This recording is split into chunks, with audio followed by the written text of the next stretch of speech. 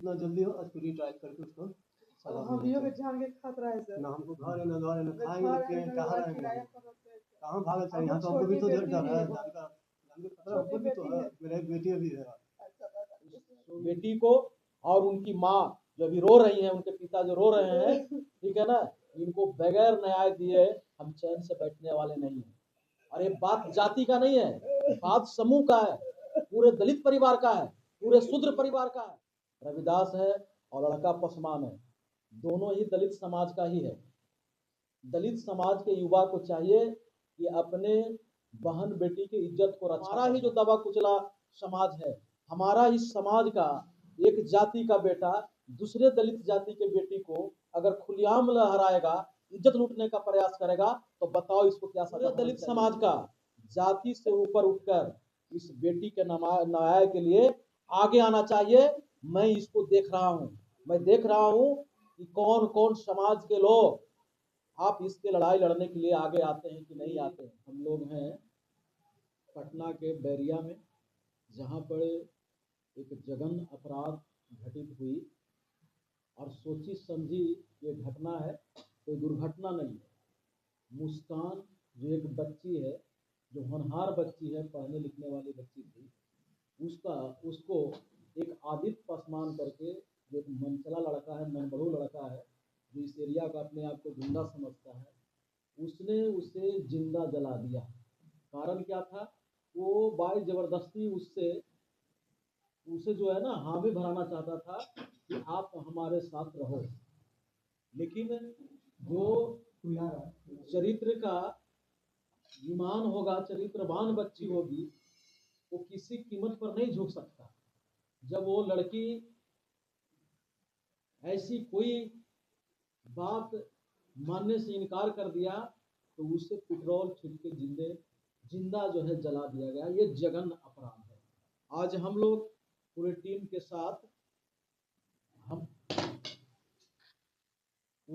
साथ जो है हम उनके माता पिता से आज मिलने आए हैं, और उनके माता पिता जी हमारे सामने हैं। जो हम लोगों ने सुना कि आपकी बच्ची कहीं जा रही थी घरेलू काम से या शिक्षा के काम से या घरेलू काम से, रास्ते में वो मनचला लड़का मिला, उसके साथ छेड़छाड़ करने की कोशिश की, और भी कुछ मामला उसने जबरदस्ती करने का कोशिश की। बच्ची ने जब विरोध किया तो उसे खुलेआम उसे जला दिया। ये सत्य है ना? और कुछ आप बता सकते हैं क्या घटना घटी, क्या वो घटा था? वो मैं बता सकता हूँ, बता दो। बोलिए। मेरी बच्ची रूम से निकली, बगल में मेरा ससुराल बैरिया में ही जा रही थी अपने किसी खेत में, प्याज का खेती चल रहा था, तो रोकने उसी को पैसा बाकी था। यहाँ से 4:30 बजे 5 बजे के लगभग में वो शाम में शाम में 5 बजे शाम में निकली। वो पैसे लाने के लिए तो रास्ते में वो लड़का ने रोक लिया। बोले क्या बात है, कोई बात कहीं नहीं कर रही है हमसे? बात नहीं करना है तो क्यों जबरदस्ती बात करें आपसे? क्या है मम्मी पापा बोला कि नहीं बात करेंगे। फिर से बोले बात करो ना, तो नहीं बात करना जबरदस्ती कर रही है। फिर भी लड़का ने कहा कि रोज रख देना। आदित्य कुमार पासवान, जो बात पसंद 29 का बैरिया 29 का समूह पासवान का लड़का। कहाँ यहाँ से उसका घर कितना दूर है? आधा किलोमीटर पड़ेगा। वो मतलब जहाँ लड़की का नानी घर हो, मतलब उसी अगल बगल बीच में मतलब वहाँ से और आने जाने के बीच में। आने जाने के बीच में लड़के ने कहा कि तुम्हें शरीर लोग पेट्रोल से रख देंगे, नहीं तो बात करो। लड़की बोली जो तुमको करना है करो। सही में, हाँ सही में लड़का ने अपने आगोश खोते, आगोश में आके लड़की को पेट्रोल से रख दिया। फिर भी लड़का बोला कि माचिस बांध देंगे, जो करना करो। लड़के ने माचिस की डब्बी निकाली और आग लगा दी। उसका बाप वहाँ पर आया, उसका भाई था, चचेरा भाई रणधीर कुमार, और बात पर समूह पासवान बोला कि अरे मर रहा है तो मरने में, तुम लोग यहाँ क्या काम है, जाओ तुम लोग समझ लेंगे। और वहाँ आदमी जब भीड़ इकट्ठा हुआ, उसको भीड़ इकट्ठा हुआ कि नहीं हुआ, तो हम लोग सब दोनों बाहर में थे। अच्छा, तो उसको मतलब किसको उसने कहा कि अपना बेटा को भगा दिया? बेटा भतीजा आदित्य पासवान को भगा दी और रणधीर कुमार को भगा दी, अपने भी चला गया। बीच रोड पर आग लगते हुए किसी ने कोई हेल्प नहीं किया, किसी ने मदद नहीं की। आग लगते यहाँ से करीब 15 मीटर कम से कम दौड़ के आगे मैं भागी अपनी नानी घर तरफ, मेरे तरफ। बीच रास्ते में पीपल निगाह से अब कर चुका है, तो हम लोग नाम मुझे निगाह से जानते हैं। वहाँ पर जाके देख गए, किसी ने आदमी ने पानी से रख के कार दिलवाया और बगल में नर्सिंग होम में उसी जगह ले जाके एडमिट किया। हम लोग को पता चल गया, हम दौड़ते हुए गए नर्सिंग होम में, बच्चे को देखे हालत चिंताजनक है। हम लोग उसे लेके चले गए एनएमसीएच इमरजेंसी वार्ड में। इमरजेंसी में ड्रेसिंग हुआ, 4 घंटा रहे। ड्रेसिंग होने के बाद वहाँ से रेफर ट्रांसफ़र कर दी सब चीज़ आईसीयू वार्ड में। समझे, आईसीयू वार्ड में भी 2-3 दिन 17 से रह रही थी, 17 तारीख से रात में आईसीयू वार्ड में रह रही थी। इसी दौरान उनका कल यानी 23 हाँ 23 तारीख को नहीं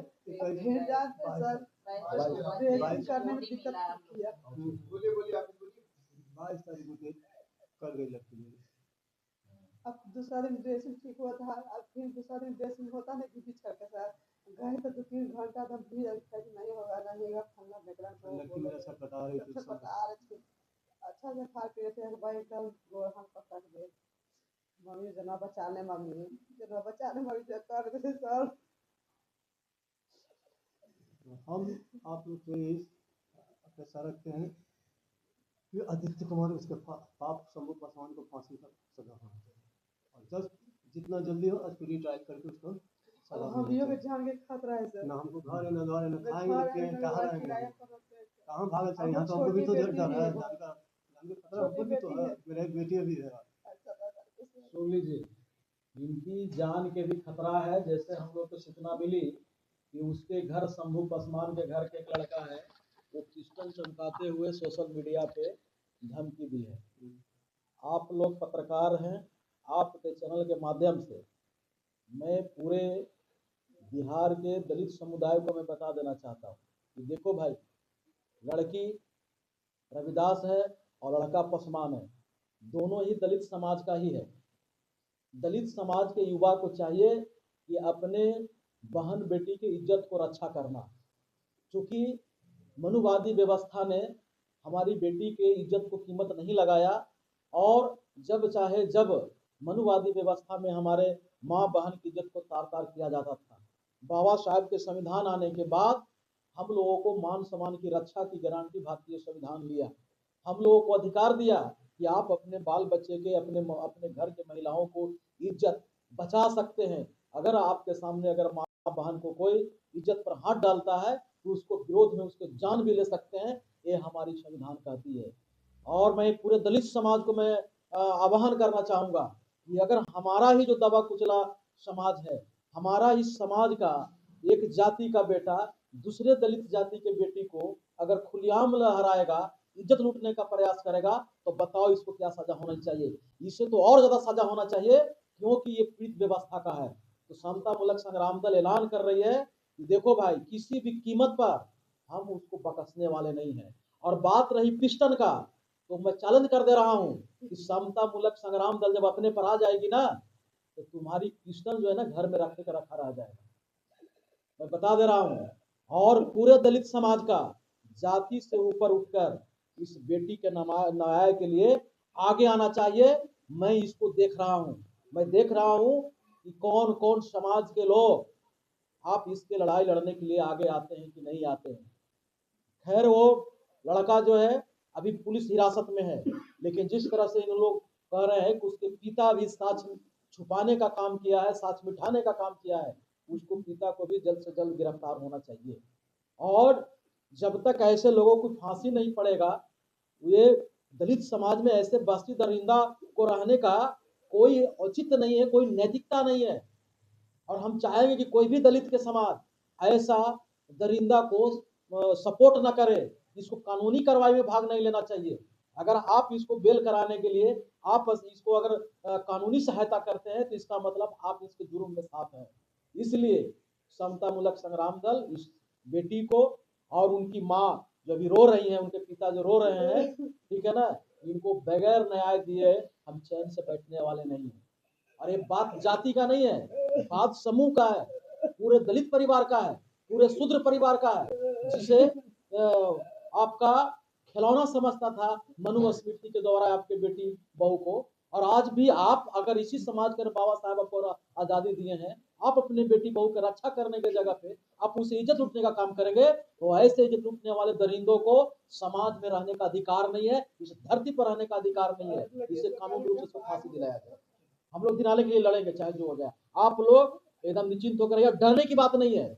जब भी कुछ हो हम लोग को याद कीजिए। वो बात पड़ता है, इसीलिए तो ऐसा किया है रहेगा नहीं बात पर सदन हारेगा वो, हम चाहते वो रहे नहीं कि वो अपन पावर चलाए। है ना। ये अब कर दिए सर के पढ़ लिख के कुछ करबो मम्मी आगे में पढ़बो मम्मी दो गो पता बहिनी है हो मम्मी कि चौकीदारी पहले करता था उसका बाप, वो वहाँ ड्राइवर था, कम लोग का